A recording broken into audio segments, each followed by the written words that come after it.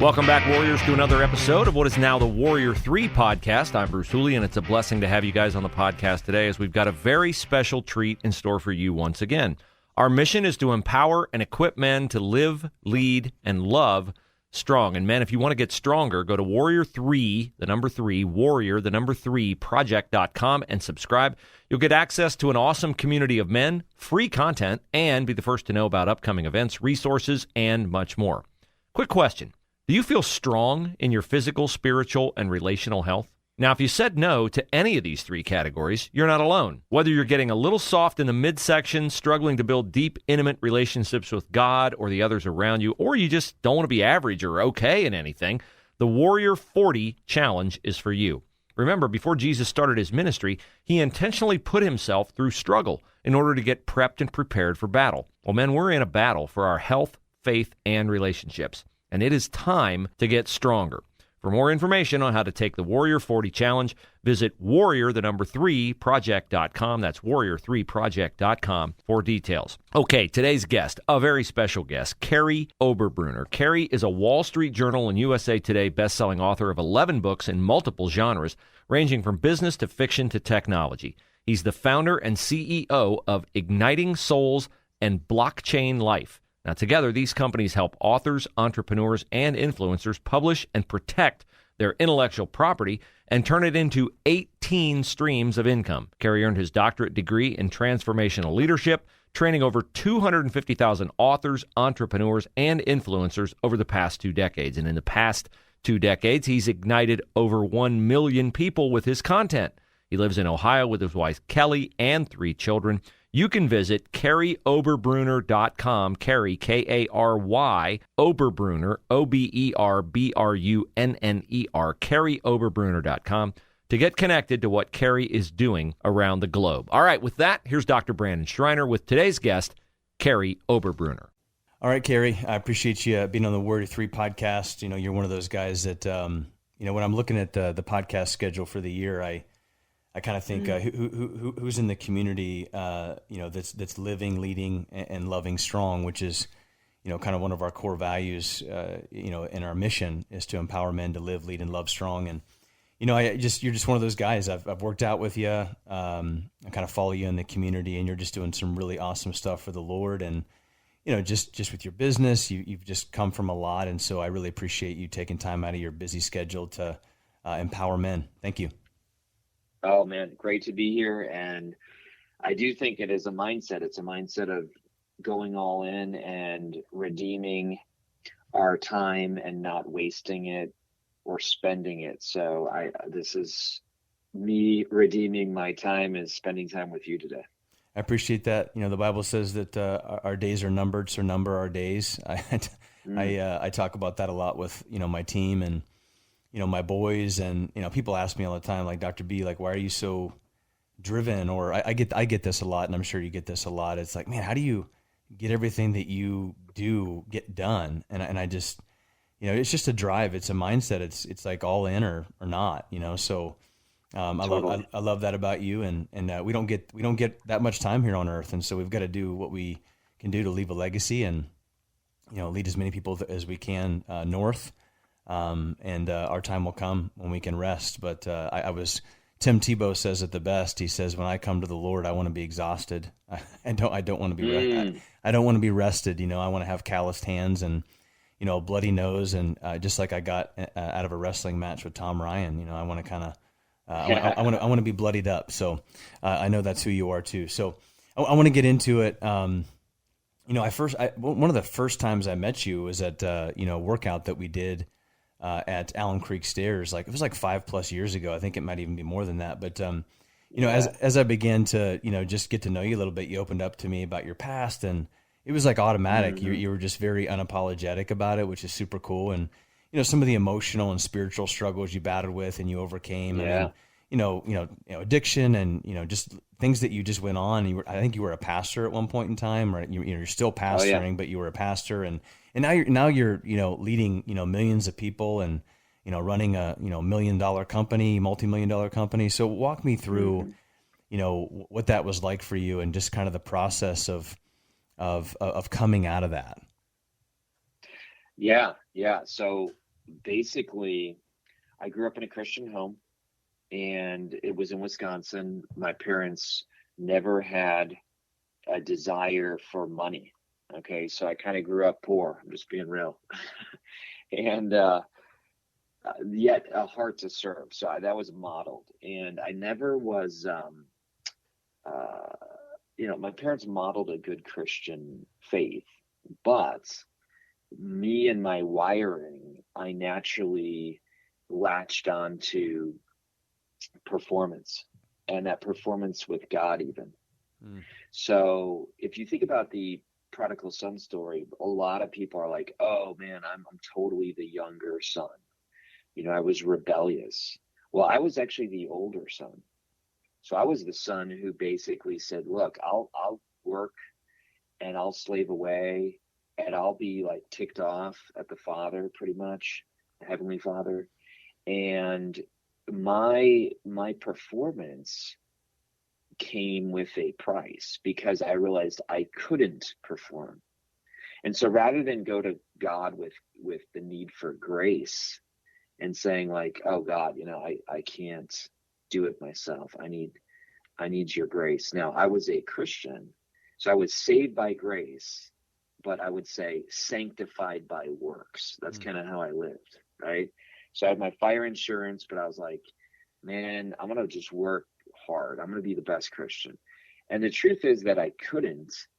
And so what happened is then I took all that anger and like, why do I sin? Why do I fail? And I just turned it inward, which is common. And a lot of people go to then like alcohol, drugs, sex, or whatever. I went to self-hatred. So as a young adult, I'm talking like really young. I remember at the age of 10 seeing my first psychologist. My parents didn't know that I was biting, but it actually started, self-injury started in the form of biting, because at 10, at least I wasn't going to pick up a knife. But then shortly after that, it turned into cutting. And so nobody knew this. I was the good kid at school. I was on the wrestling team, the captain. And I just kept moving through, quote, the ranks of promotion, but on the inside, really angry at God, really angry at myself. And then it moved into suicidal thoughts. And then it moved into basically this masking of a life where on the outside people are like, wow, he's a good Christian, he's great, and he's preparing to be a pastor. And then I'll just stop here, Brandon, but I'll say that it got so much of I would call it a dualism, that even while being a pastor at my first church at the age of 23, when all this kind of hit the fan, I was preaching on Sundays and self-injuring on Mondays, if that makes any sense. Like, wow. So it was Phariseeism to the extreme. And when you're a Pharisee, you don't attract a lot of people because no one measures up, not even yourself, yet you hide it. And so God had to break all that. And that's a whole story, and I'll tell whatever you want to hear. Yeah, that's so good. I was there's a story that my pastor was telling me the other day about how lions hunt. And basically what happens is that you've got the male lion kind of on top of the the mound or the rock, and he's roaring. He's roaring. So what happens is that process is going on. You've got these gazelles or whatever that he sees, and in the midst of the roaring, the gazelles are kind of looking at him like, oh, holy crap, what's going on? And in the midst of kind of like them trying to figure out whether or not they're going to run into it or away from it, the female lions, they circle around him, and they circle back behind the gazelles. And so, the whole point of this is that, if you don't run into the roar, then you actually, and you run away from it, you actually will get eaten. And that's kind of the, wow. and that's kind of the whole point of how they hunt is that, it's almost like the roar is a decoy system, But then if you run away from the roar, then you'll actually become eaten, because the female lionesses will be back there kind of ambushing you. So, as you talk about, all these different types of things, there was a point in your life where you said, I've got to run into this. Like I've got to face this. And if you would have run away from the roar, or, this nasty, just pain within you, obviously we know what potentially could have happened. And we see that a lot today in culture. It's like, things get hard and things get tough. It's like, well, let's just run away from it and hide. I mean, in health, it's like, well, I'm 100 pounds overweight and I've got diabetes, so I'll just take medications to treat the symptom, but I won't fight. I was talking to a influential leader in the community, Roy Hall. He said, what's the biggest thing that you think is troubling our youth today? And I said, comfort, because we're so comfortable that we don't like to run into the hard things, and we run away from it. And then it turns into big problems. So I guess my question is that as we, kind of finish this up and land this question is, like, what was the biggest thing that made you kind of run into the problem? I mean, you could have easily kind of just, done your Sundays and, what was the biggest mindset shift for you in running into the roar? Totally. I'll answer that question. I do have to plug a client's book though first, okay? Because you mentioned kids with Roy Hall. And I just got to share this book because we launched it yesterday and it's blowing up. It was the #1 ebook on all Barnes and Noble in all categories yesterday. And as a publisher and a book marketer, that's a big win. And so I'm happy for my client. But the book is called Value Creation Kid. Oh, wow. So it's all about how kids should actually find their identity, not in sports or accomplishments, but in value creation. And it's not just money. He has 4 different lenses of how to create value. Spiritual is one of them, actually. But the subtitle is beautiful. It says, the healthy struggles your kids need to succeed. And so the book is actually all about stop being like that guy who finds a butterfly, feels bad for it, sees it trying to break out of the cocoon, and it's struggling. So what does he do? He clips the cocoon and cuts it, lets the butterfly out, and the butterfly never, ever flies because it did not use the correct stress on its body to force fluid into the wings. And that's what a lot of adults are doing. And we mean well. And we're like, hey, I never want my kid to struggle like me. Hey, I never want my kid to have these opportunities I never got, but that's what made you fly. Oh yeah. So it's a great book. But anyway, to answer your question, I'll tell you what, I wasn't smart enough to want to run to the right way. I had to get this, as a high performance guy who never tried to fail. Now I try to fail every day. I really do. And I don't mean that, any other way than true, because I'm an entrepreneur. And the whole reason I've been successful is because now failure is actually part of my formula. It tells me how to tweak and make things better.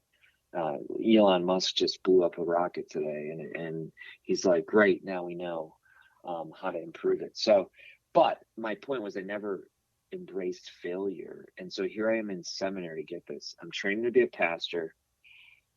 I was in the MDiv, Master of Divinity counseling. My wife is in the MA counseling. That's where we met at Grace Theological Seminary. And I was studying to be an Air Force chaplain, trying to get into the military. But I basically was not bonding with my clients back in the counseling program, meaning here I was training to be a counselor, which, by the way, people laugh now because I'm a horrible counselor. I mean, I tell people like, come on, dude, let's go. Like, just get better. Yeah. My wife actually became a counselor. I was so bad that they said, don't be a counselor. But they said, why are you running away from your client's pain in your sessions? Because they watch you, the professors watched you. And little did they know that it's because I wasn't okay with my pain. I'd been blocking my pain my entire life and managing it through self-injury. I wasn't about to get near other clients' pain. So they said something that forced me to open up. They said, listen, Kary, you are not going toward your clients. We're going to fail you from the counseling program unless you open up and tell us what's blocking the pain. So here I am as this guy who never fails, never opened up about self-injury. And now they're telling me basically you got to come up with something. And so then what I did, Brandon, is I literally rolled up my sleeves and showed the teacher my arms, and there was cut marks on it. And I said, listen, I struggle with self-injury. And here I am at a Christian seminary. And I don't know, how would they respond? I don't know. But here's what happened. And I share the name of the seminary. Normally I don't, but I'm so proud of the seminary now and the leadership. But back then there was one professor who you could tell was now looking back, he was totally hooked by the enemy, because he said, okay, thanks for sharing. This is great. A week later, I go to my student mailbox and it says, you failed the class. And it said, you're not fit to be a counselor. And I was like, dang, the first time in my life I ever share about my struggle. And this professor fails me. And now I couldn't graduate the same time as my wife. And this was going to be a big thing. So thankfully there was a mentor named Dave Plaster, Dr. Plaster. He was the vice president of the whole seminary. And he said, look, this professor cannot say this. We're going to get you counseling. You're going to get healthy, and he can't fail you. Well, it turned out that professor was actually sleeping with one of the married students. And, I don't say that to be well, he's the evil guy. We know who the real enemy is. It's not flesh or blood. But this gentleman, was in his own struggle.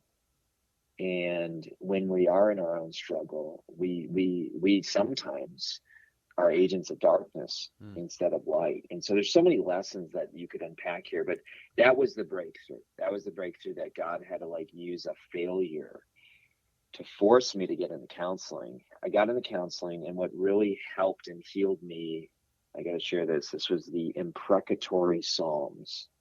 It's a group of Psalms in the Bible that basically David is so crazy real. And it's Psalm 109, Psalm 69. He writes things like, may you make my enemies' wives widows. May you blot them out of the book of life, which essentially is, may my enemies go to hell. I mean, that's what the translation is. And I read that and I'm like, dang, how can David, a man after God's own heart, write these things?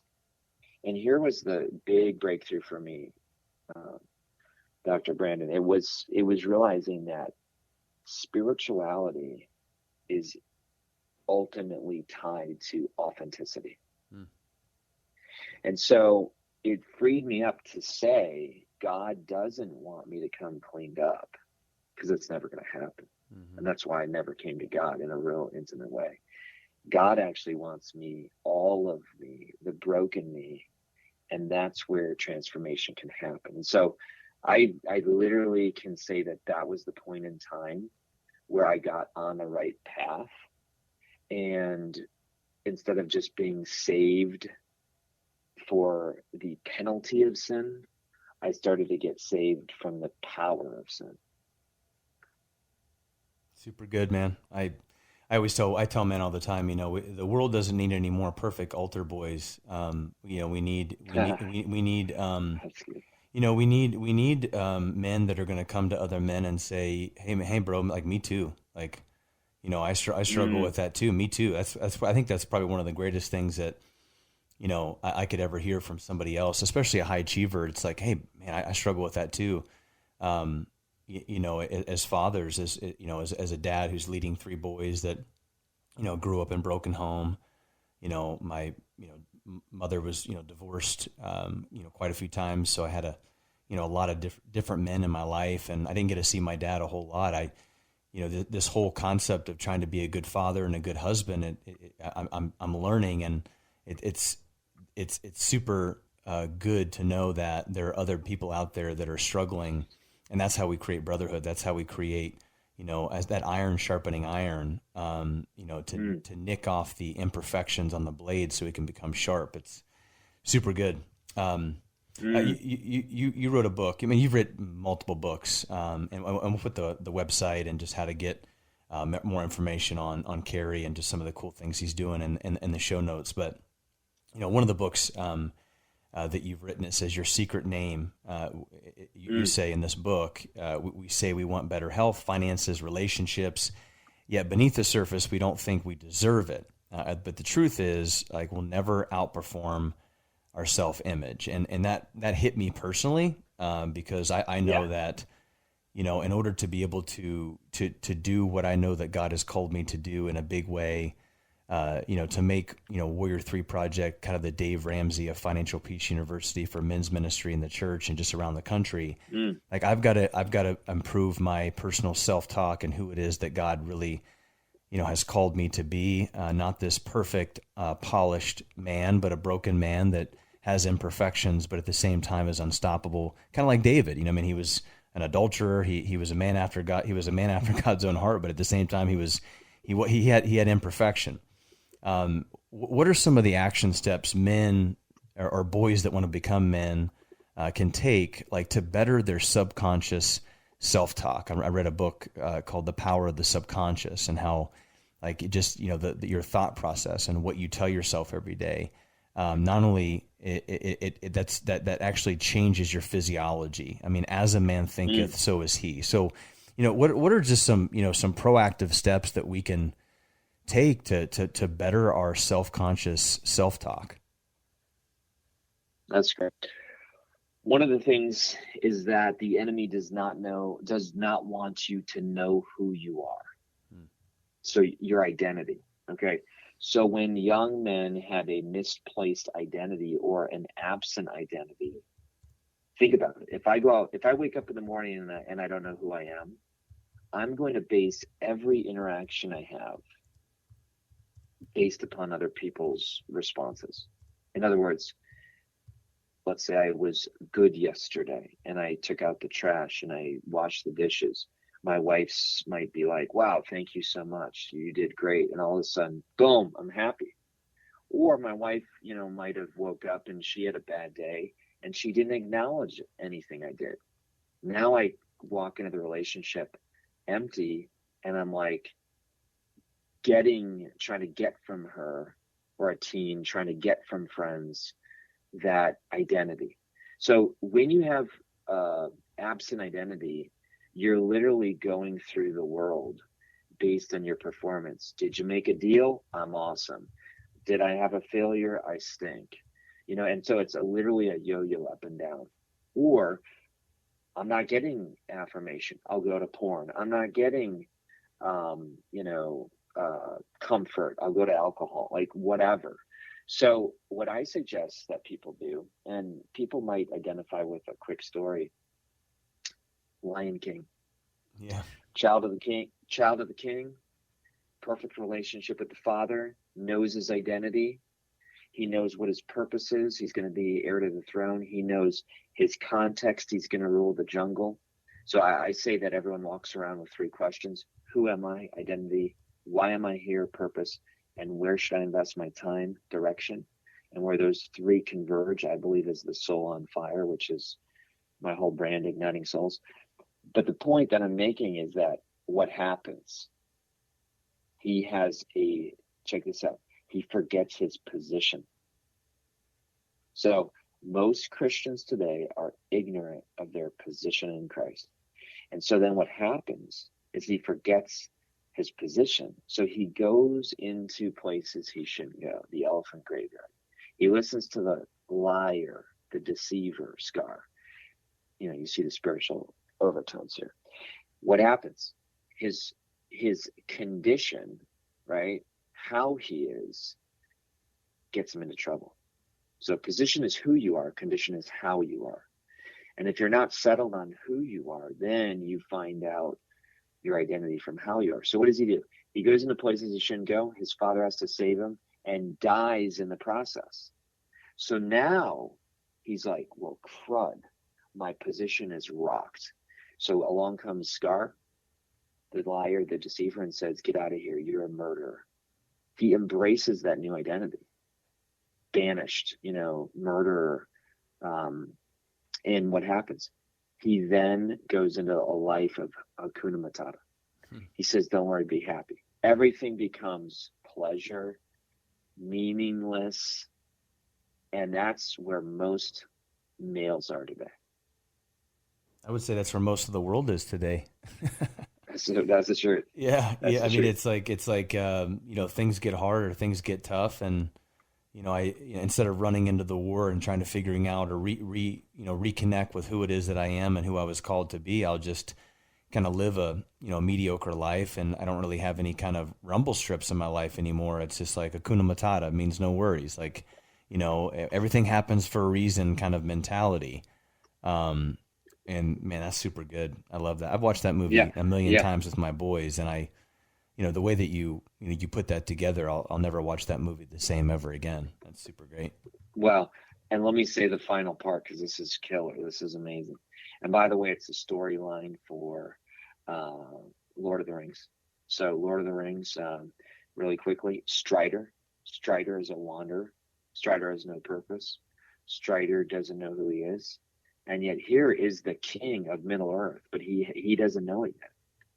So what happens? He has to go through a whole journey.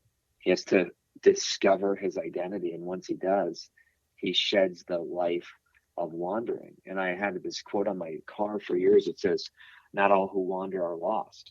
And Strider says that, Tolkien has that quote. And the whole point is that, like, that's it, man. Like, so what happens in just to button up Lion King? He hates his life. That was me. He's a self-injurer. He's reckless. People become almost like a death wish. I don't care. I don't care who I hurt. I don't care who I sleep with. Like, this is where most people are. So what happens? This monkey comes to him and says, I've seen your father. And he's like, no, you haven't. My father's dead. And he says, no, your father's very much alive. Follow me. Takes him into the jungle. He stumbles. It's dark. He scratches himself. And then Rafiki says, look into the pond. And he looks into the pond. And at first he's like, I hate myself. I don't want to look, because he sees himself. And then he says, no, look deeper. So he looks deeper and he sees his father. And his father says, you are more than who you've become. Remember who you are. And when he hears those words, he sheds the misplaced identity, the confused identity, and he immediately runs out of the jungle and reclaims the throne. And like, that is the story of the believer. We are literally being prompted not by a monkey, but by the Holy Spirit to say, look, go through the junk of life, look in the mirror. And all of us are like, nah, I don't want to look in the mirror. This is Jacob. Jacob was told when he's wrestling God, God says to him in the angel form, he says, let me go. And Jacob's like, I'm not letting you go until you bless me. I mean, that was Jacob. He was done. And I love that word. It's a word we don't hear. It's called importunity. It means like you are so ticked off. I'll say it in a nice way. You're so ticked off that you're like, I'm not going to let go, God, until you bless me. Until you help me, I'm not giving up. And God wants that. Jesus tells a parable of the widow who never just stops asking the righteous judge or the unrighteous judge. But anyway, God says, I will bless you, but what's your name? That's it, man. And the last guy who asked him that question, nobody knows this. Everybody forgets this. It was his dad. His dad was the last guy who said, what's your name? And he lied. And he had skins on his arm. And he said, I'm Esau. and I'm going to steal a blessing. And there's a lot of men today who are trying to steal a blessing. And then God says, what's your name? And Jacob finally is done running from Laban and everybody. And he's like, all right, fine. My name is Jacob, which meant deceiver. He could not receive his secret name until he first was honest about his birth name and given names. And so he says, all right, fine, my name's Jacob. And watch this. What does God say immediately next? I'm changing your name. It's Israel. It's one who's wrestled with God and man and overcome. And so that is the story. That's your secret name book, by the way. I mean, it's scriptures, but I just took it and made it my own story. And this is really what we're talking about today. But now Jacob is able to have his breakthrough because he finally admitted his birth name and given name. And then he was able to get his secret name. By the way, Dr. Brandon, that's not just an Old Testament story. It says in Revelation 2, to him who overcomes, there's that word again. What does Israel mean? One who's wrestled with God and man and overcome. Revelation 2 says, to him who overcomes, I will give him a new name written on a white stone, and no one knows the name except the one who receives it. That is the secret name. And oh, by the way, in first century antiquity, how did they vote in a court of law? With stones. This had nothing to do with skin color, but if they voted with a dark stone, that's where we get our term blackballed. So if they voted with a dark stone, you were guilty. If they voted with a white stone, you were innocent. God's saying, when you come to me and are honest about who you are, I will give you a new name. This is the Corinthians verse. All things old have passed away. New things have come. So I'm really pumped about this, obviously, but it's my story. It's, I think, every one of our stories that we have to be honest about the masks that we're wearing. Man, and what an easy way to hide, It's we have to be honest with the mask that we're wearing, and I think it's really ironic that over the last 4 or 5 years that we've kind of used the mask is almost kind of way to hide, it's, so many people have, nowadays, I mean, it's almost like it's a way to be able to hide away from the world. Yeah. Or to even, use that as, this is my way of doing good because I really don't have to say anything because I really don't want to kind of, dig deep and figure out how to overcome. And, man, there's so many different ways that we can go with this, but that's super good. Let me kind of transition here. I had you on the podcast because you're just a great guy doing big things. Obviously, anybody who's listening to this podcast is just going to be super blessed with the wisdom that you're dropping. But I think there's a lot of people try to get away from the word balance, and I have wrestled with this word because I think in my head as a high achiever, and I've even heard individuals like Craig Rochelle and just different people just say the balance really doesn't exist. But in my own personal life, I have found, and maybe you can, tell me that I'm wrong, and I'm okay with that. But I find that, you can run after one thing. I mean, you can have 6-pack abs and, look great, but yet not know Jesus. I mean, you can have 6-pack abs and have a horrible marriage. You can have a great marriage and, know the Lord, but then be 200 pounds overweight and die of cancer or have a heart attack. So, this whole concept of living, leading, and loving strong, that's our mission. And so I feel like you're somebody who embodies that. And I guess that what I'm asking is that why is it important for men to be balanced in these 3 areas in order to be able to achieve, what it is that we want to achieve? I mean, from our physical health and our fitness and what we're putting in our body. I mean, you worked out this morning. I mean, you got up. I'm sure you probably you didn't swing by McDonald's and grab an egg McMuffin. Yeah. You know what I mean? Like, so what's, I have these conversations with pastors a lot. It's like, that, your physical health and your physiology and how that changes your emotional and your spiritual thoughts. Like, why is it so important to create balance with those things if you want to achieve big things? So I'll tell you what, I really encourage people to go to look at my opus. Okay, so you and I know Chet Scott. Chet Scott does this process called the Deeper Path. I'm sorry, that's my book, the Deeper Path. I borrowed Chet's model with permission, but he's got Built to Lead business. But the word opus is the Latin word for work.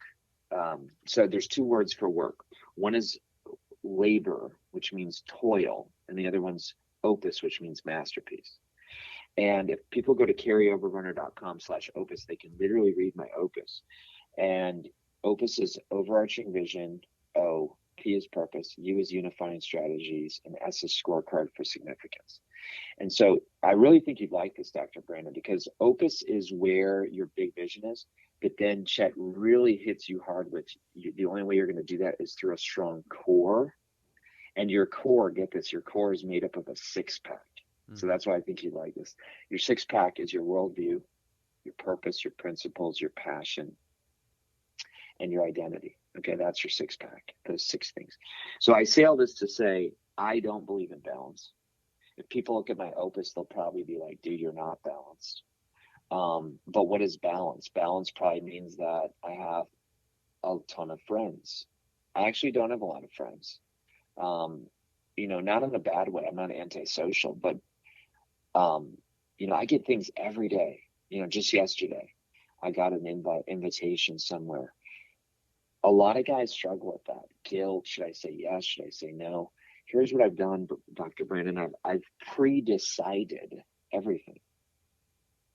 So when an opportunity, like when this podcast opportunity came out, it took me 0.0001 second because I'm like, yeah, that fits my opus, 100%. I believe in igniting souls, and one of my unifying strategies is creating compelling resources. And guess what? Through Dr. Brandon's amazing podcast, he did that for me. Like he creates an episode for me. So, but other times people say, can we meet for coffee? Can I pick your brain? Absolutely not. What does that mean? Can I pick your brain? What does that even mean? So I actually have a process where if somebody wants to meet with me, they have to fill out an impact filter. I know that sounds like really pretentious, but it's not. It actually helps people clarify what they need and what they want. And it helps me then look at that and say, can I be the best one to help them? And what happened yesterday was a woman say, can we meet for coffee? And can you teach me how to write a book? Now, this woman I was her youth pastor at my first church. She is incredibly important to me. I said, I'll just tell you her first name. I said, Amy, me meeting with you is not going to help you. I'm going to sit down with you for coffee and I'm going to give you some random thoughts and you're going to scribble it down and it's not going to help you write your book. Because you want to write a book, I've created a masterclass and it's $500. And guess what? Because of our relationship, because I believe in you, I'm giving it to you at no charge. But what you're going to be able to do is you're going to be able to press pause and you're actually going to be able to have me right there with you, helping you write your book. You see, so what some people might have been like, well, that sounds ridiculous. She actually thanked me and now she's going to get a better result. You see, but all that happened because I'm unbalanced and I know what my opus is. Jesus was unbalanced. I mean, who has a lifespan of 33 and spends the first 30 years essentially living an unimpressive, unknown life? And then for 3 years, crushes it. Okay. So here's what balance is. I dare people, watch this. I dare people to stand on one leg. I do this actually in my teaching seminars. I say, come on up on the stage. And they stand up and I say, you know what? Do you believe in balance? They say, absolutely. I say, do you want balance in your life? 100%. So then I say, stand on one leg. They stand on one leg and it's tough. Then I say, you know what? I'm going to hand you things now. Okay. So I hand them a cup of water and say, this represents your kids and your responsibility. And then they start wobbling a little bit. And I say, give me your other hand. This represents your job. Go ahead and hold that. Okay. And then I say, you know what? Here, put on this backpack. This represents your athletic, your health. And literally they are stressing and straining, trying to balance. And then I say, now, how much progress are you making? How much forward progress? And they laugh and they say, I can't even move. Yeah. And I say, absolutely. I say, you will never make forward progress while you're balanced. And then I say, you know what, take all that stuff off, take all that. And then I say, now take one step forward. And they take a step forward. I say, how hard was that step? They're like, it wasn't hard at all. I say, you know what? When you took that step, you actually just submitted your body to a controlled fall. Think about that. If you're going to take a step forward and walk, you have to fall. Mm-hmm. But it's an intentional, controlled, measured fall. And so that's my whole point. Like my opus, if you look at it, that's how I achieve unbalance and how I achieve success. You know, that's I'm so glad that you are having this conversation with me, because I'm learning so much of it personally. You know, I reached out to somebody that you know that's very impactful, and I actually wanted some personal, you know, just insight. I wanted to learn from him. I wanted to, you know, grow from him. Him and I have a lot in common. He's helped me a lot, and I reached out to him, and he, you know, you sent me this, you know, this long list of questions, you know, about my identity and all these different things, and I still haven't filled it out. I just didn't fill it out. I got busy, and I was just like, well, I'm Dr. B, and you know, I'm somebody, and I deserve this, whatever. And I still haven't filled it out. And what's really, and it just hit me in our conversation that the person that I'm wanting to reach out to or to grow from has an opus and has a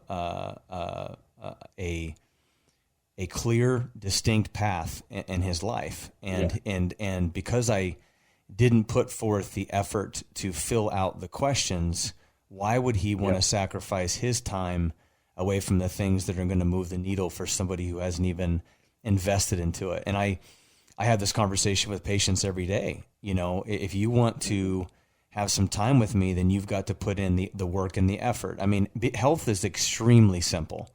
It's just not easy. Like health is very simple. It's just not easy. I'll give you the path and the way to do it. It's going to cost money. It's not free. At the same time, are you willing to do that? And if you do that and you put in the work and you put in the effort, then it'll happen. But man, what you just told me just completely just revolutionized, you know, why it is that I haven't probably been able to have coffee or be led by this person, because I wasn't even willing to put in the effort to fill out, you know, a questionnaire that would take me a half hour to an hour, maybe 2 hours just to think. And so, man, super good. Yeah. Well, and I'll say just about that person really quick.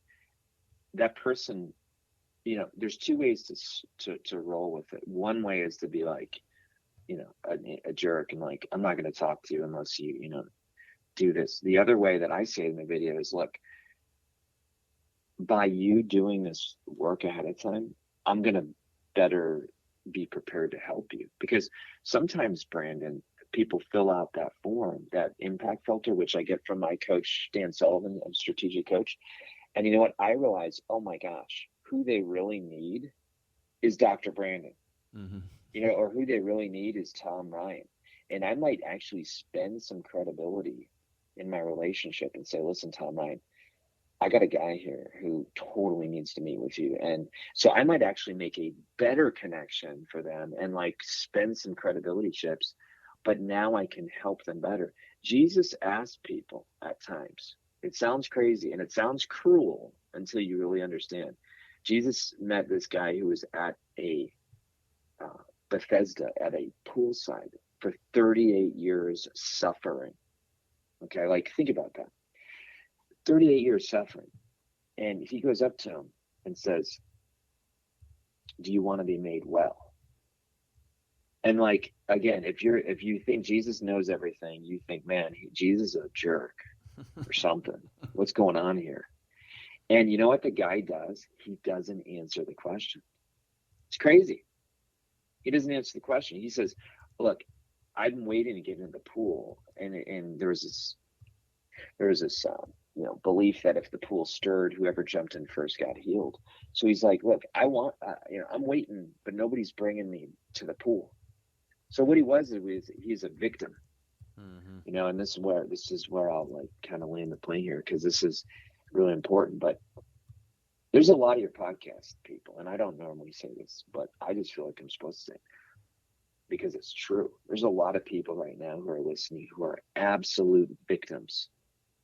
And how do I know that? Because I was one. Mm-hmm. I was probably the best victim. And here's what victims do. This is not my own. I would credit it, but it's just out there. I can't find the source. Victims lie in bed. Blame, excuses, and denial. BED. Victims. BED. Blame, excuses, and denial. They say that the world happens to me. And guess what? That's what this man lived. He said, it's other people's fault. And finally, Jesus just shuts him up and is like, no. Do you want to be healed? And if so, I'll heal you, but you got to own it. And that's the key. A victor says, I happen to the world, not in an arrogant way, but in a confident way. I happen to the world. And they put their O-A-R, ownership, accountability, and responsibility. They put their oar in the water of life and move forward. And so that really was the shift. I had to move from victim to victor. So good. So good. As we wrap up here, just one more question. A buddy of mine, I had a conversation with him as I was starting this company, and you know how it is when you start a company. It's like you feel like you got this vision from God, and you're confident in it, and then all of a sudden, everybody that you see online or in the world, there's somebody that's doing something similar to what you're doing, which is kind of like the devil saying, "Well, don't start it," Mm-hmm. and all this, should I do this or shoulda, coulda, woulda. And, a counselor that I had met with, a long time ago, he said, you say should a lot, those are like SHIT in your yard, and everywhere you set or you step, you're just stepping in big piles of should statements. But anyway, right. He said, he goes, Dr. B, you're creating strong gentlemen. And, I really love that word, strong gentleman, because there's a lot of people out there. There's coaching companies out there that are, it's like, hey, be a man, have big muscles and carry a gun and kind of show your porn star wife online and, drive a Lambo. And then there's the other side of the thing where it's like, we'll be a Christian, set back, kind of be a weenie, in that we don't really want to be hard. We don't want to, do tough things. And so this combination of this strong gentleman, it really hits me hard. It's like, it's creating, turning boys to men. And so when you think of the word strong gentleman, what comes to mind whenever you think of those words? What is a strong gentleman to you? That's good. I like the OAR, ownership, accountability, and responsibility. Ownership meaning, look, own your mistake. Man, I make mistakes all the time. I respect people who say, you know what, I made a mistake.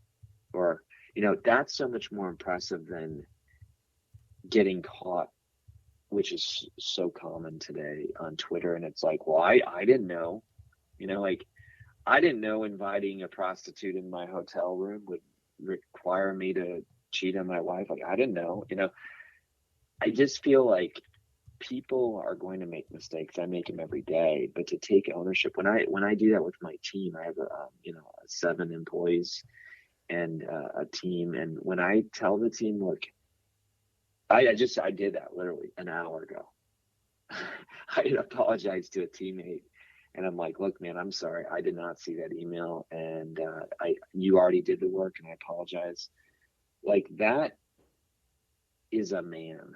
Mm-hmm. I'm not saying like a woman couldn't do that either. Of course you could. But you asked me, what's a strong man? Ownership, accountability, and responsibility. I hate, listen, and if you do this, I apologize.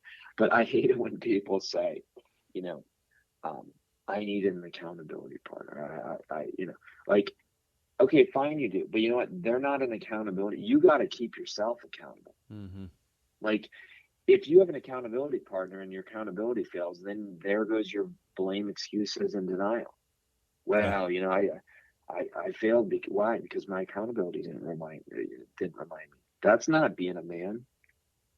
You know what I'm saying? Yeah, no, that's one of the biggest things that I've actually found with men's ministry. That's, super interesting, when I have a conversation, a group of guys, like I've never really had to have anybody keep me accountable. I've always been just super self-driven. I mean, I can, do Yeah. 100 burpees in my basement with nobody watching and make myself puke. I mean, but anytime I talk to men, it's like, what's the one thing that's going to help, you? And it's always like, well, we need accountability. I need other brothers around me. And I'm like, man, like, why do you need that, but I don't? I mean, I love having other people around me to push me, but the fact that I have to have another man or another group of men around me to like help keep me accountable, like it's almost kind of like I'm treating symptoms in some way. Like it's almost like I'm giving somebody a pill to feel better, but then I'm not really taking massive action. And I think that there's, and I don't know the answer to this question. I just think, what you just said there is like, why do I need an accountability partner?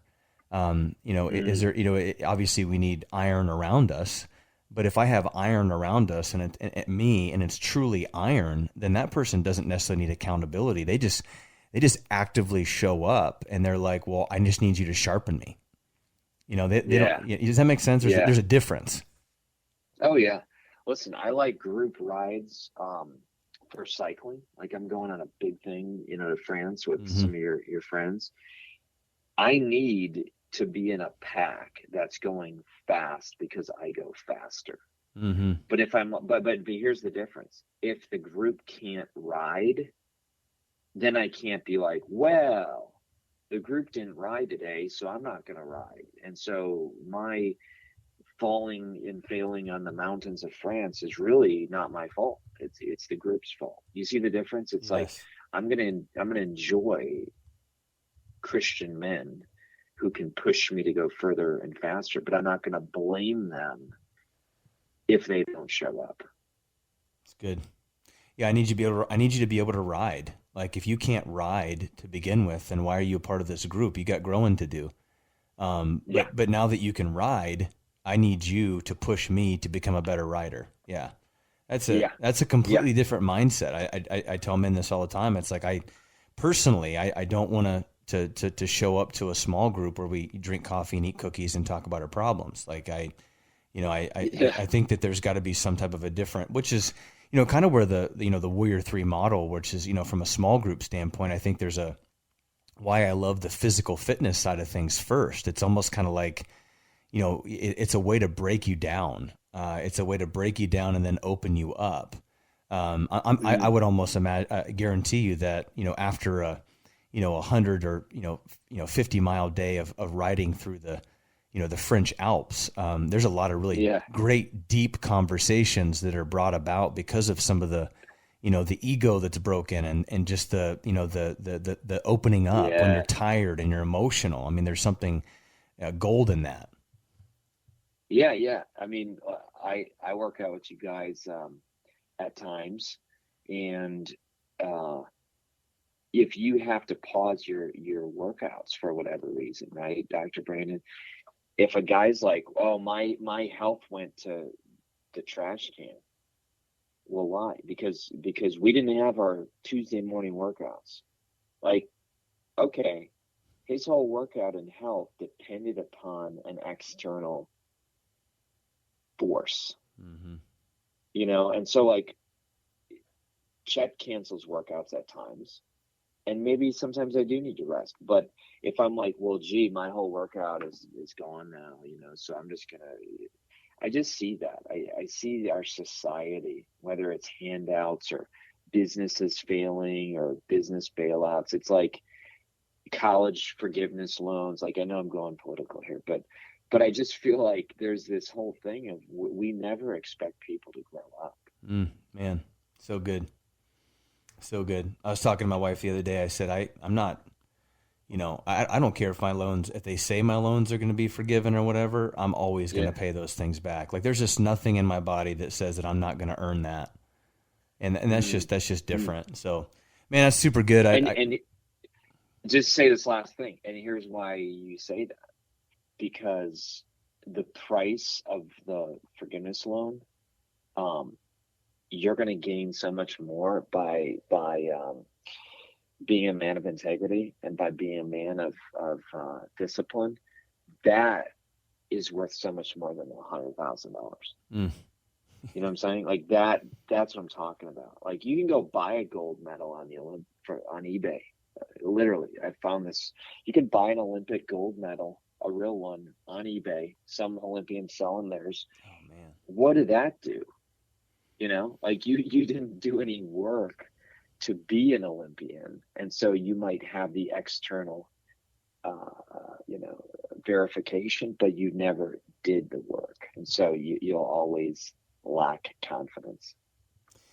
Man, it's so good, Kary. That's going to wrap up our time together. But man, I really appreciate you. I appreciate what you're doing with igniting souls and the mission that you guys have there. I appreciate all the books and all the time and the work that you're putting into coaching and leading people, and not just men, but women that are trying to be godly women and make an impact. And we're going to have some links in the show notes for you to how to get a hold, or if you have any questions for Kary and what he's doing. But man, I really just appreciate you. And any closing thoughts you have? I'm just happy for what you're doing, man. I think it's awesome. I watch your stuff, I see your stuff, and I'll challenge you, because this is what I do.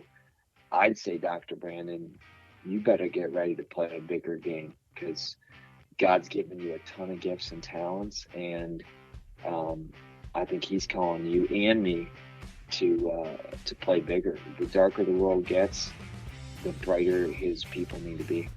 Good. Challenge accepted. Men, I hope you enjoy this episode, and I hope it blesses you. Live, lead, and love strong today. See you, fellas. Well, there's no doubt about that. This is a dark time. Kary and Brandon are absolutely right about that. So I'd ask you, what are you fortifying yourself with in these dark times to lead your family, to live, to love strong? What are you doing? The Bible says, Jesus said in John 8, you've heard the phrase, I know, the truth will set you free. Well, we got a lot of things masquerading now or being propagated as truth that just are not true in our culture, and they are all pretty much aimed at attacking the family, your family, my family. So what did Jesus say about truth and the truth setting you free? Well, the full Scripture says this, and this is what Satan always does. He uses a portion of Scripture to hoodwink people, to lie to people, to get people to be lazy in their faith. What really happened in John 8 is Jesus said to the people who believed in him, you are truly my disciples if you remain faithful to my teachings. Then you will know the truth, and the truth will set you free. So he's only talking to people who believe in him, who esteem him, who recognize him as the Son of God, who want to serve him. And he said, if you truly want to know that you're aligned with me, then you'll be faithful to my teachings. Then, and only then, I would add, will you know the truth, and then that truth can set you free. You got to be in the Word. You got to be in prayer. If you're not, you are out there on an island in a culture that will relentlessly attack you and take you down. So, warriors, knowing that truth now, what are you prepared to do to live, lead, and love strong?